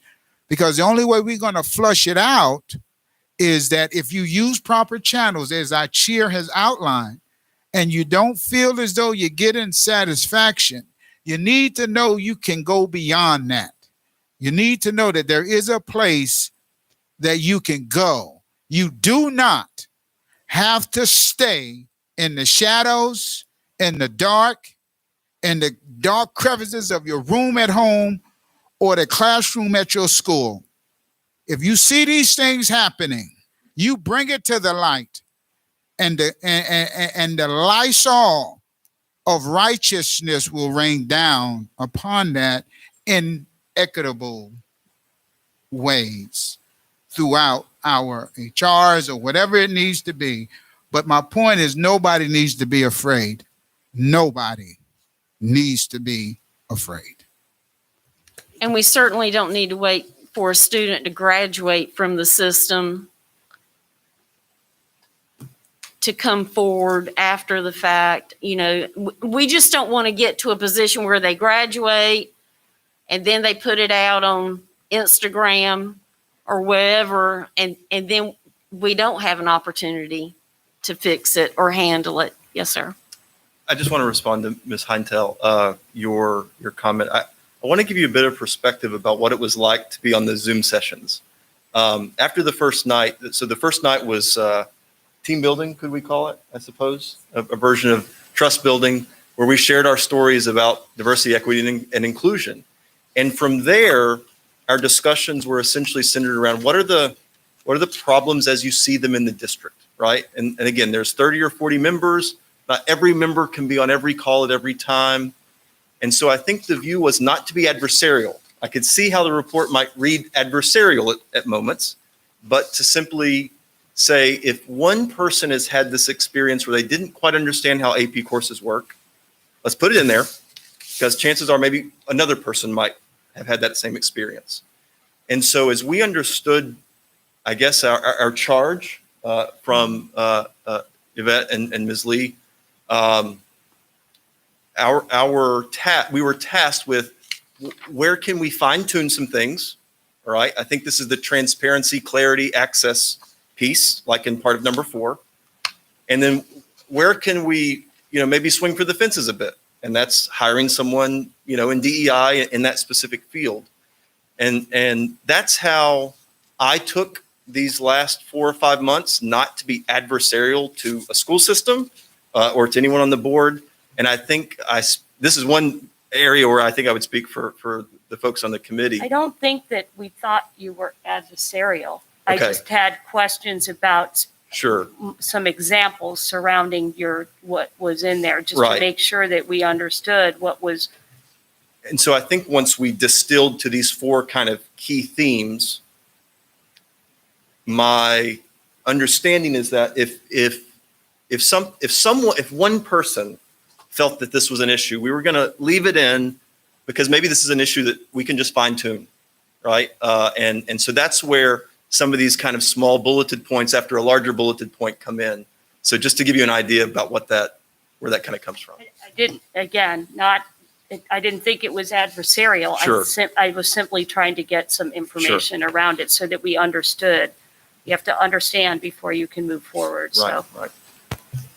I did. I found it somewhat like that. And so tonight is making all the difference in the world. Tonight is making all the difference in the world. And a lot of this, there was an opportunity for it to come to the SPIT committee, which a lot of this could have been flushed out prior to tonight, because that was my concern in the SPIT committee. When I read it, it felt as though there was an attack on the school system. I surely did find it like that. But I'm also finding tonight being very helpful. I don't think nobody here tonight will forget our student Olivia. Yes. I don't know how we move forward from here. I think that's very important. Whether we engage in a open setting with the Board of Education, or if we work with this group with any portion of the superintendent cabinet, because the most important thing is the implementation within the schools. And there's above the line and above the line with the board. And ultimately, it's what you're going to support being implemented, because policies are on the books. And our only questions or concerns, even in the example you were talking about, what should have happened. What should happen is already written. So when these situations are happening, the biggest concern with our parents and students and stakeholders is that they don't see the policies maybe being implemented as they see that they should be implemented. So I think at this point, to get the results that we're all looking for, we're going to have some dialogue in a different setting. And if we can move towards that, I think it would benefit us all as the time is getting later. If we can make that decision, even if it's not the board, if you pull the whole board together, then you have to deal with open meetings law. If you pull this committee, which is the SPIT committee, and you pull this diversity committee, then you don't have to worry as much about the open meetings law with that, other than it being the smaller committee. We don't have to have everybody there. We can still do, it's got to be publicized, all that kind of stuff, but we don't have to tax the entire board to be there. So if ultimately it's going to be implemented through the SPIT committee, then that would be an opportunity for us now to have a meeting. I will go ahead and say, as one member of the board, I don't want to come at 7:30 in the morning. I'm going to go ahead and put that out there. Again, a lot of the information We looked at facts. We looked at specific incidents. We looked at data that all of you have access to. This is not a gotcha moment. Again, stakeholders, parents, administrators, teachers, students, clergymen. We had a diverse group of our community. So when you say we have these things and none of us knew, it should lead you to question who's the keeper of the knowledge. Why do we not know? So again, I ask that we please move to a decision as to how we're going to move forward from this point. Okay, thank you very much. Okay, board, we have received next steps, recommended next steps, and I would like to know the pleasure of the board. Would you like to have a meeting with the consultant? Do you want to send this back to SPIT? Do we want to work as a full board just to go through this with a consultant, or do we want to set, or do we want to send it to all of the committees? Like, do we want curriculum to comb through this? Do we want policy to comb through this? And then SPIT go through these reports and then come back together with recommendations, because the baton has been passed. They did all of the heavy lifting. We have the information. Do we want to send it to all of the committees to work on it, or would we like to have a final meeting with the consultant? I think that having a meeting with the consultant to go over, because the consultant drove the process and allowed the committee to do its work. And at that point, it landed in the hands of the SPIT committee, could be the spearhead. But I think a representative from every committee could come together, comb through, see what items best fits their committee to have deeper conversations about, that they could flush out in their committees, bring all of that back to a finalization within the SPIT committee to present final recommendations. So to if the whole SPIT wanted to work with the consultant, then the SPIT committee could direct this part to go to policy, this part to go to Absolutely. curriculum. So we could just let SPIT take the lead on this and then send it to each committee for further action. After meeting with the consultant to help us drive the process per, the SPIT. So do we want co-chiefs. SPIT to meet with the consultant or the full board?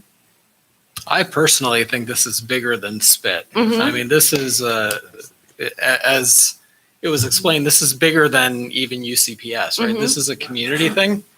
And I don't know that I can do a justice of hearing everything, capturing everything, funneling it down to the full board to be fully educated. So Okay. my recommendation would be that the full board Have a meeting. have a meeting as. Kind of have a wrap up conclusion type and that way we know where to send the information off to Right. for And work. then the committees kind of take it from there. But I think this is To a work bit with much staff. for SPIT being, again, Okay. not just school district wide, but really community wide. And we're a big component of that. I tend to agree with you. I think the full board, and then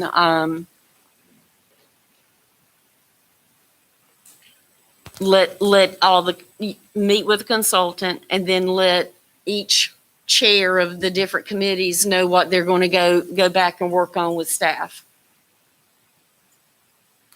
Okay, so we will work with Dr. Strickland and you on maybe setting up a meeting to wrap this up. All right. I think that would be fine. I welcome that opportunity. The one thing I would say, just as a cautionary, is that some of the areas we really acted as facilitators and we let the process happen organically. So some of the areas we might want to consider having a couple of the committee members. But we can certainly kind of talk Okay. that through Okay. as we go, if that's okay. Actually, that would be my expectation of what Okay. you would have simply done to provide greater deliberation with us.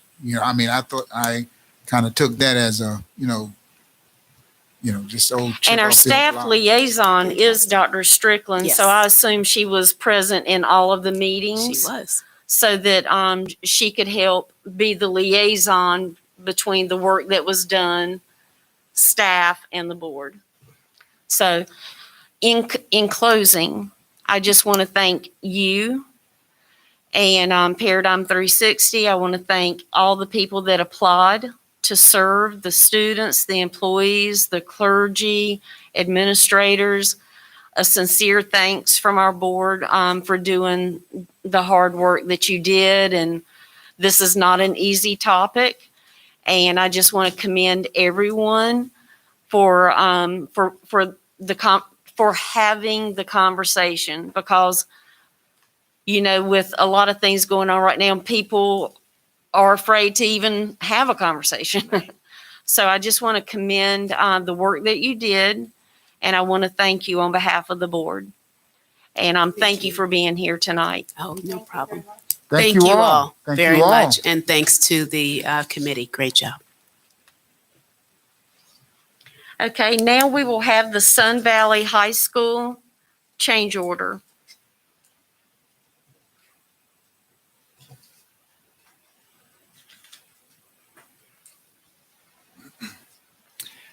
Good evening. This item went to the Facilities Committee on March 24th. At that time, the pricing was not finalized. The committee did not want to put it in consent agenda at that point. So the idea was to bring it to the full board when all the pricing was provided. So tonight, the pricing is inclusive of all the trades and all scope is covered. You have the description in the memo of the work. I'm certainly happy to take any questions that you may have. Staff requests the board to approve the change order in the amount of $305,643. And again, happy to answer any questions that you may have. The only question I had was why are the panels for this project a larger size or a bigger size? I noticed in the memo than Monroe or Piedmont, which I assume made the price go up considerably. So I just want to know if you could speak to that. Sure. This was designed by an acoustician. Each room is separate, is different. The Monroe High School auditorium, the Piedmont High School auditorium, the Sun Valley auditorium, they're all different spaces. What was required in this case was to actually push the sound, direct the sound down to the back, to the occupants in the back. What was happening currently is that the sound is actually getting lost up high. Sun Valley is a box, and they have foam panels in the back. Sound was getting lost up there. I could only guess that maybe the panels were there originally to probably help with an echo that may have been occurring. But in this particular case, with the particular circumstances of the space, that's what the acoustician did design. And that was in conjunction with the architects and trying to have the most cost-effective solution. So did you not use an acoustician for the other high schools, or are you saying that we use them for all of the high schools? I can't say, this one acoustician was not, for all three high schools. I'm not sure whether the other two had acousticians, with embedded in that design or not. I can't answer that, but we did specifically. Because they were all part of the bond project or CIP, and I know that Monroe and Piedmont, it does look similar. So I'm just wondering, what were those just done for aesthetics to make them look nice, or did we use an acoustician for all of the high schools, including the two you listed, Piedmont and Monroe? Right. Is that just to make them have the school colors and look nice, or was it or is that done for sound at the other schools as well? But it sounds like you didn't use a sound person at those schools? It was definitely, the panels were definitely designed for acoustics. Okay. Each design firm has different capabilities, and they may have had in-person and in-firm capabilities that they were able to tap into. So I just don't know the specifics on that with the other firms. Is this a little bit different because it was extra, because it wasn't put into the bond originally? Is that Correct. why it didn't go with Branch and have them figure out what was going on? Did that play into it at all? So it's correct that this was not part of the original scope. Right. And so that ceiling was not in the scope, but Which just boggles the mind that it wasn't included, that you would leave up acoustic panels from 1960 up there.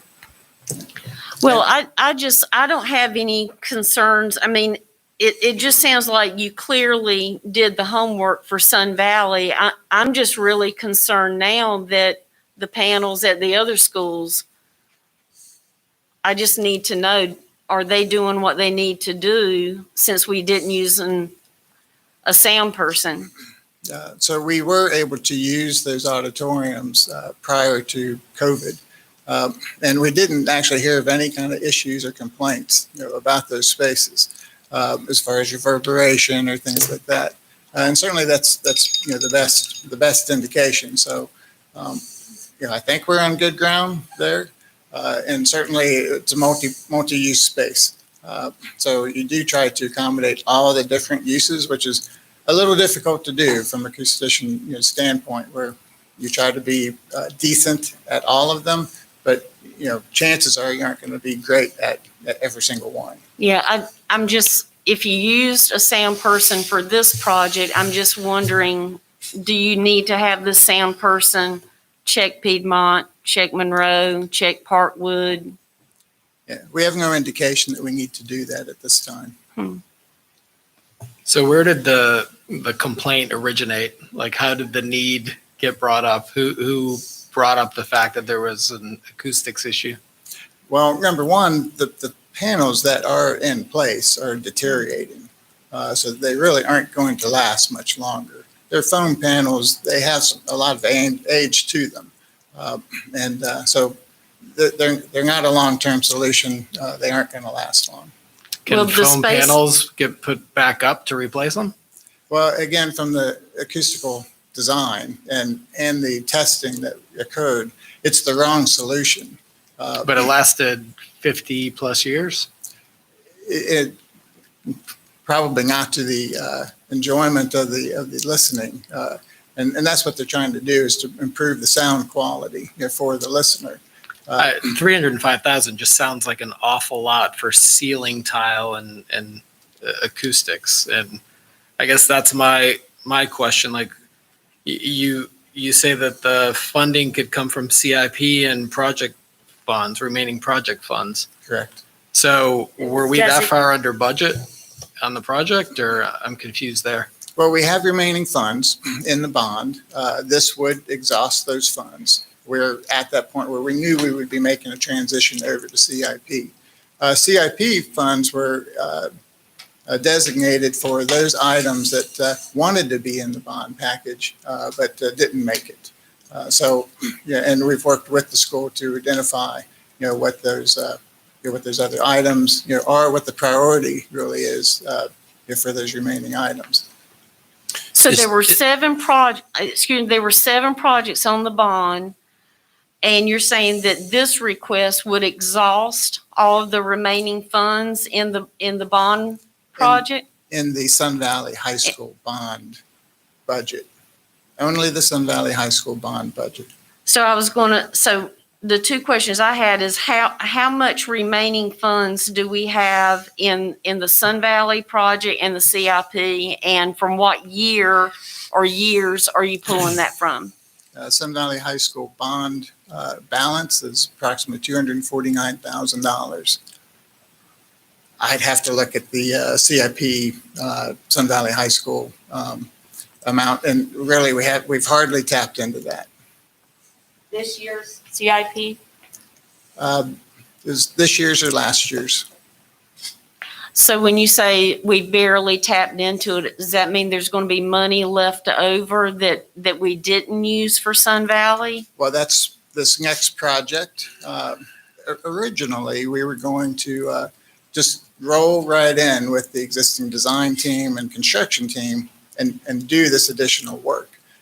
However, due to circumstances with the project, we decided to separate those two. And so we are waiting for the first one to end and then do start with the CIP scope. Do we have any other options besides the recommended? Well, this was the recommended design from the acoustician to, again, improve the sound. So, we would be wanting to pursue this design. And the option is to not do it, not do anything. But again, it's a 1960 box that really has very little acoustical considerations. Well, I think Piedmont and Monroe fall into that 1960 box too. So I guess that's why the sound issue is, I just wonder why we didn't do that for Monroe and Piedmont or any other high school that was having the auditorium redone. Yeah, and I don't want to say that there was no acoustician or acoustical design associated with either Monroe High School or Piedmont High School. I expect that there was. I know from this because we specifically worked with this acoustician for this design since it was a change order and that it was after the fact. So we had much more involvement on this. So I don't want to say that the other schools were not designed accordingly. Since the So it would have been in the bid, and the contractor that took over the redoing the Monroe and Piedmont or Parkwood or whoever, redoing their auditoriums, they may have had people come in and look at that, and they have acoustic tiles, news ones up there, all over both of the auditoriums that we're talking about. So I think that's what triggered my question is that Monroe and Piedmont look identical except for the colors. So I was just wondering, was that for aesthetics or did they use the same sound person to determine that that's the right size for that school versus this one needing to be bigger? But it could have been. So who determined that? The GC had somebody come in and make those determinations, I would assume. The design right? firm would have originally come out with the design, Right. and they bid But on it didn't happen in this one because Sun Valley's didn't include because it was a change it. order. Right. But we're not 100% confident that it happened in the other one either. have we had events at be it Monroe or Piedmont and usage of the auditorium that was a big enough venue to test the system to see how the sound is? I've personally been to events at Piedmont High School with my son's middle school band, and it was great. The middle school was No, not. they were performing at the high At the school. high school, okay. And During COVID? Or? No, this is years ago. 2 years ago? No, Let's we're see. talking since they A year. made the remodel. Okay. We're talking about Yeah, it was remodeled already. Yeah, and I would say that the geometry is different between Piedmont Auditorium Yes. and Sun Valley Auditorium and the Monroe High School Auditorium. Dave, can I ask you, overall on Sun Valley, what do we stand, what, besides this project, what's left to do and when would you guesstimate that will be finished? Are you talking about this current contract? The whole blasted project? No, you're talking about the bond project, right? 'Cause Yep. we have, he's Yep. just talking bond. Really, it's this change order and then again, just the loose ends of the project. But this change order was not part of the scope of the original bond project. Correct. They had in the scope was to redo the entire auditorium, but did Except not the include the ceiling acoustics. Care to throw out a date? Yeah. And it got caught when they were working on it and people in the building said, what about the ceiling acoustics tiles? Because they're old. That's how it came on. So it was just overlooked and was not a budget issue, that they had put it in the budget, but there wasn't enough money, so they took it out of the budget. It was just completely overlooked.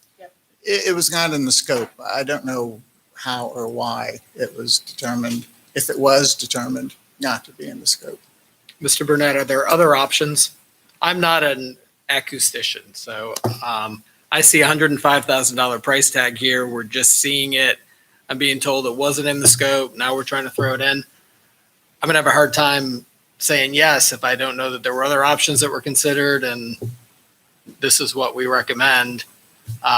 Again, the tiles were up there for 50 years. It seemed to do fine. So I'm curious why we need a $300,000. Right. I've been in Sun Valley auditoriums for 4 years. It's terrible because it's old, but I don't have any idea about anything else. But it's old. Somebody forgot to include it when they did the bond thing. And that wasn't Dave, it wasn't Mark, it was nobody that's here, sitting here right now.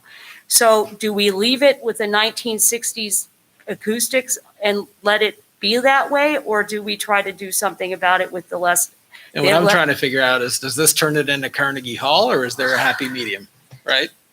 So But I now, don't in know, all 'cause I'm not in fairness, that. Dave was with us because Dave is the one who redesigned the original bond layout for But Sun it Valley. wasn't in the scope when we got the bond approved in 16. He wasn't here.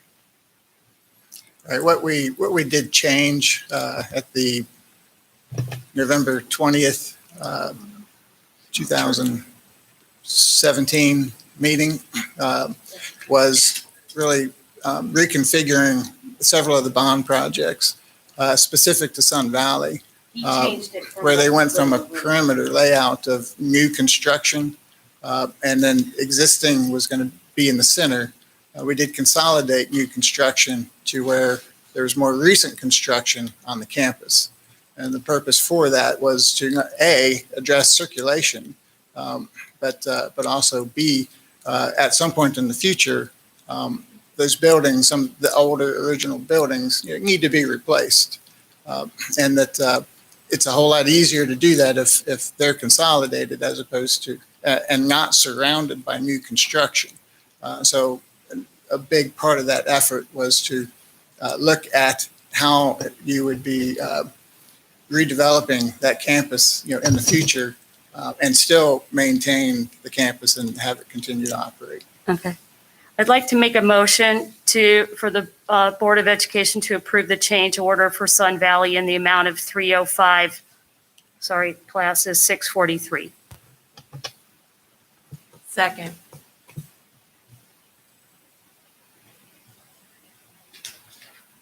All those in favor say aye. Aye. All those opposed? Nay. I would like to know, I would like at the next facilities meeting, if you would please look at the high schools that got new auditoriums in the last year or two and verify if sound was in that scope of work. I just want to know. I mean, they look beautiful, but I would like to know if we did that in the other ones as well. Okay, so that brings us to long-range plans.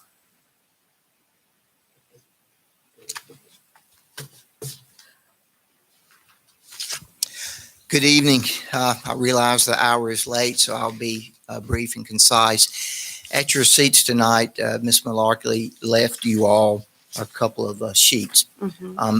We were not able, for some reason, to load those into board docs, so that's why you were given a paper copy. The single page one, which is just a spreadsheet of projects, is a format that we have used in the past. Those numbers have been transferred over to the green sheet with all the information on it, and that's the one I'll actually be referring to tonight. So if you all will recall, in 2020, we put together a bond effort for school construction. We were not successful with that, but since that time, we have been successful in moving forward with bond planning of another type. The county has asked us to participate in an ad hoc committee where the school system and SBCC are part of an educational planning effort for bond or education projects in the county. And so we've met several times. We have the chair and vice chair also on that committee. And we've got another meeting coming up, hopefully the final one in May, sometime the week of the 3rd. So what you have in front of you tonight is a compilation of information that have been requested for us, and it's in a format that we have used in the past. I just want to go through it briefly and share with you all what it is and what we're giving to the county. So in terms of putting together these bond efforts, the county wanted a 10-year plan. So we took our 2020 information and pushed it forward to 2022. And as you can see on the sheet, there are several bond asks moving out to 2028, and that would take us through the next approximately 10 years. So we put through those asks. We've been through facilities with a lot of these. One of the committee members from the county asked us to rank the projects, and so you can see some rankings there of the projects within each bond ask. That project is defined, the type is defined, and for us, everything we had done was based off of a 2020 cost. That was our baseline cost because that's when we put the original information together. Since that time, I have been insistent, and the county has agreed as well, that we take into account the escalation that will absolutely occur with inflation that will incur on the pricing of these projects. We've got a completion date listed there, and then the escalation at an agreed upon 4% per year. The reason this is important is, although we may talk about an East Union Middle project in the 2024 school construction plan bond ask, that in 2020 dollars might be $20,600,000. When you escalate that, you know, the dollar buys as much today as it ever will, and as time goes forward, it won't purchase as much. So as we escalate that project estimate forward, you end up with a much higher price. And I just wanted to make sure that as we and the county go through this bond planning, that, you know, we were crystal clear on the fact that you can buy the most with that dollar today, and as you move forward, it's going to be more expensive. And as you escalate these projects out, obviously they get more and more expensive. And I had a voicemail message from Beverly Lyles with the county today just to verify some information on here. They are going to take these final project estimates in the last column and work with the guy they've got doing their financing and working on their bond proposal. So we just wanted to share this with you all to see if you had any questions about it. Again, we went through facilities and we've talked about various different projects. We took some of the projects out because we got updated information on the demographic study. So this is kind of the final format. And what the county will do with this information is plug it in to the overall plan of what they can and can't do for financing. And then we'll discuss further at our next meeting, hopefully the week of May the 3rd, where we go from there. So that's where we are on this. And I just wanted to share it with you all as information. And if you have any questions, I'll be glad to answer them. One of the things, two things got removed from here, Cuthbertson Middle and Cuthbertson High, after we got the Dr. McKibben's report. And we moved up some of the CTE things. So the new transportation facility, the old one at Venus, we'd like to make it into a CTE school and move facilities out toward the transportation facility, so that we would have another place to have collision and auto stuff and things like that. I had a good conversation with Mr. Sides before the meeting about some questions that he had, and I just wanted to point out to you all, there is a method to the madness. One of the things we felt was important was, for example, in the first bond ask, we've got some design and land money in there for Parkwood High School. And that would lead someone maybe in that area to want to vote for that. And then in that next phase, we actually have the design or the construction money for Parkwood High School. So we've tried string them along and tie them together to generate the interest that we think will be needed in all the areas. Well, I'd like to make a comment to that, which there's plenty of sense to that argument, but also if you look at the Parkwood project, you're looking at additional $19 million in cost in delaying that to 2024. With interest rates right now at historic lows, who knows where they're going to go the way the feds are printing money. And so you don't support adding this into the 2022 bond, although we're only looking at a 2-year. If you're looking at design for roughly 1 year, that means we could expedite the beginning of construction by a year, basically, versus waiting for the 2024 bond, right? But you don't think that's going to fly. So our conversations to this point have with the county been with the projects in these formats. We could certainly bring that up at our next meeting. We have one tomorrow morning. It's a staff planning meeting. We could certainly bring it up. I would also mention that, as I shared with you before the meeting, that we will have to get some help on managing some of these projects. We're pretty thin and have been pretty thin, even with a small 54 million bond program that we just recently completed. So we're trying to build some capacity in there to get some outside help to manage some of these projects. Moving a project the size of Parkwood High into that first ask would be a lot. You're looking at design and construction for 2 high schools, but we can certainly bring it up, and that's something that we can discuss at the full committee meeting that we have in May. Yeah, I have one other point. On the 2026 bond, item number 4, the CATA proposed stadium, they currently use Walter Bickett. Are there any substantial issues with Walter Bickett Stadium? The use of Walter Bickett Stadium is not a good long-term solution. And why is that? First of all, it's old and in need of a lot of repair. Keep in mind that as it's currently configured, we don't have stands or bleachers on the visitor side. Room to put them in, right? It It's- would be substantial. It's just not a good site if we're Talked about going it, to yeah. have a facility equal to our other high schools. We have baseball and softball currently on the campus of CATA. We also have a small area for soccer. We've got a kind of a running track around an existing football field. And obviously we would like to have it on the campus, much like we do with the other schools.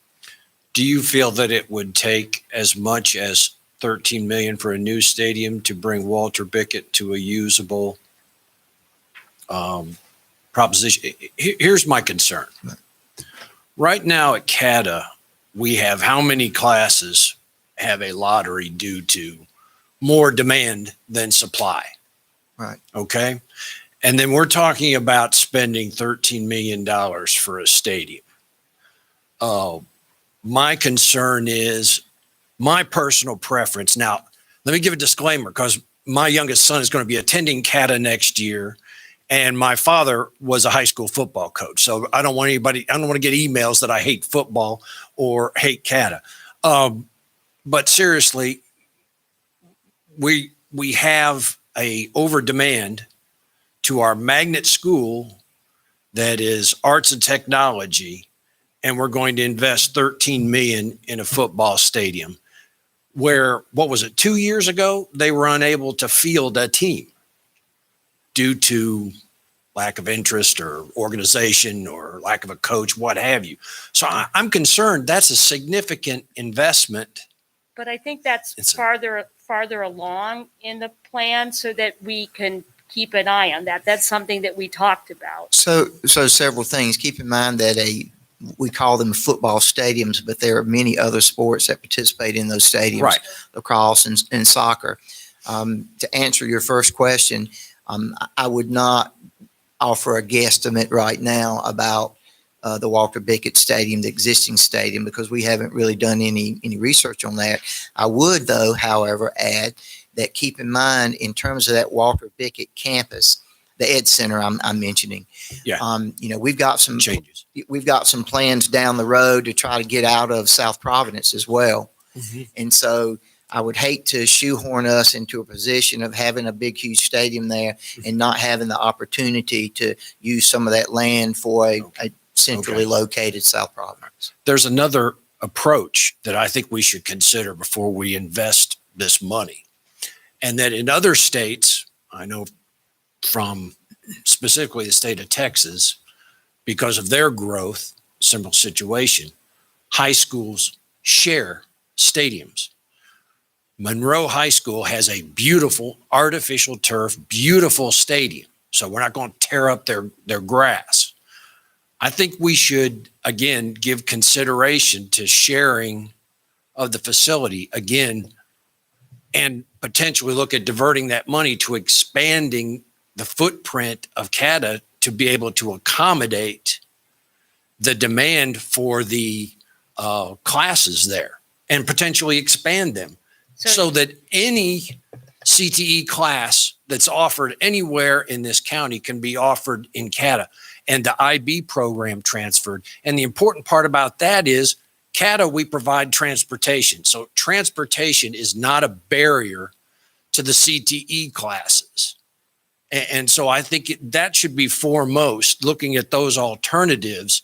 If we're going to invest money in CATA, I would support it, first of all, in the physical plant to support classrooms and additional classes. So we have talked about that at CATA with respect to the IB program and moving the collision and automotive out of that into the new Venus place and what we could do there.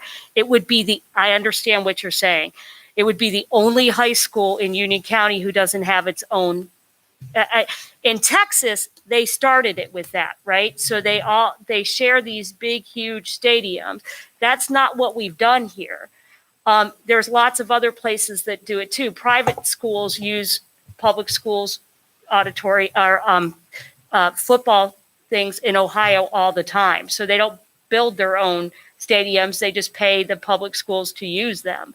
But it would be the only one. That's the issue that I see. But I understand what you're saying. Yeah, there's no right answer. We can go back and forth on this, and we're talking 2026. But I guess my response to your comment would be, how many of our students go to CATA to play football? No, they don't. They go for the computer classes, the CTE, and the arts. But it's not just football. It's soccer. Well, sports in general, you might say. But they do have teams. I know they have teams, but I'm just saying, right? Why can't that team share Monroe's facility, and we put the money in getting more kids into CATA that want to go take the classes? And I understand that. I do. And that's something we'll have to keep looking at. Yeah, but yes. That won't have to be decided today. Are we voting on this, or is this information only? Just information. Going to go to the ad hoc committee. That's all. Thank you.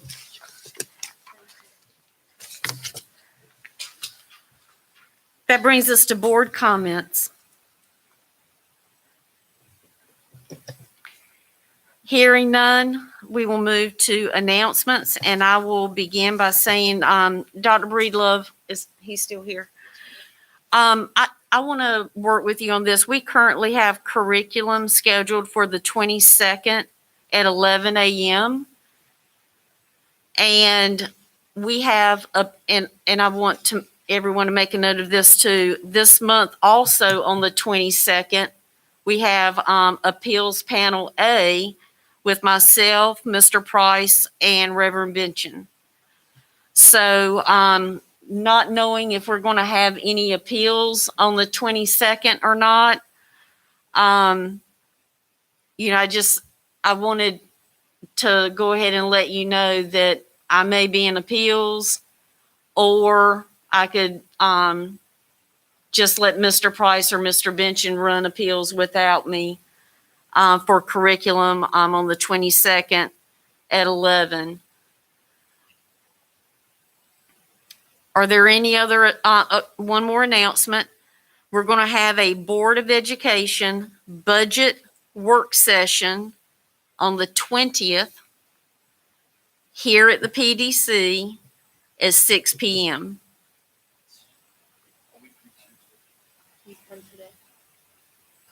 And those are the only two announcements I have. Other announcements? 6 o'clock p.m. here at the PDC on April 20th. We have a Facilities Committee on April 29th at 9 a.m. at the PDC. Sorry, wrong way. Facilities Committee, April 29th at 9 a.m. at the PDC. Finance Committee, April 27th at 9 a.m. PDC. Good. SPIC committee will meet on the 28th at 7:30 here at the PDC. Policy will meet the 28th at 9 o'clock. And is that here or are we doing Zoom, Michelle? I'd like for the committees to decide either both virtual or both face-to-face because it's hard for staff to do one and then one. So You're doing in person. We can do in person as well. Okay, in person here at PDC. thank you. Are there any other announcements? Okay. I will accept a motion to adjourn. One thing. Happy anniversary. Thank you. 25th anniversary. Today. Happy anniversary to our chair. Thank you. Thank you. And on that, I'll make a motion to adjourn. All those in favor say aye. Aye. Thank you and good night.